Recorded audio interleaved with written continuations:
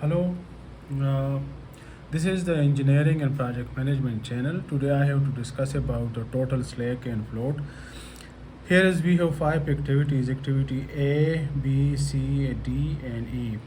10 days, 6 days, 12 days, 10 days, and 20 days. The total project is 42 days. So here is a come to the point.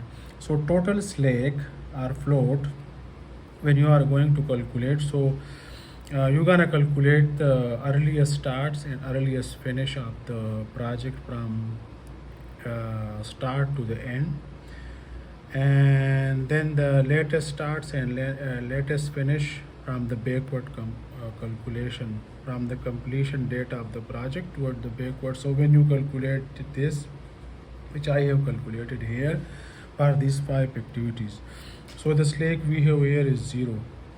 Latest start minus earliest start, so 0 0, so it's the slack is 0 0 0 0 0.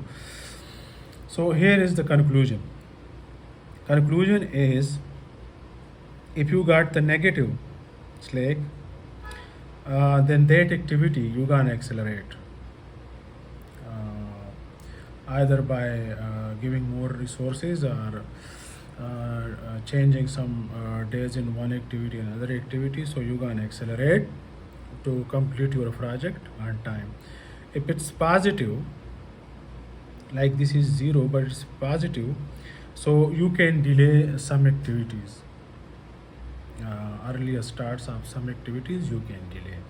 If it's 0, so you don't need to accelerate. In this case we don't need to accelerate because we got the 0, so we don't need to accelerate. But we cannot delay also. We cannot accelerate,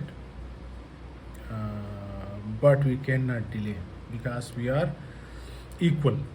So these are the three things you're gonna check for the total float and slack.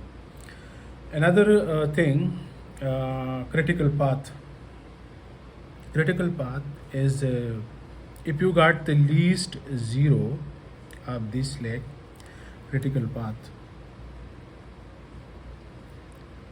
Critical path. Very important in project management. So if you got the slack negative or less than 0, so if it's 5 activities or 10 activities or whatever the project is, so that all activities are on critical path.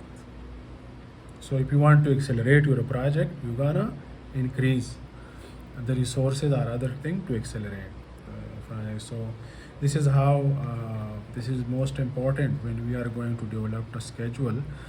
So I hope you got the idea, and pause it, repeat it, and this is the method you can calculate the total float or slack in schedule. Thank you guys.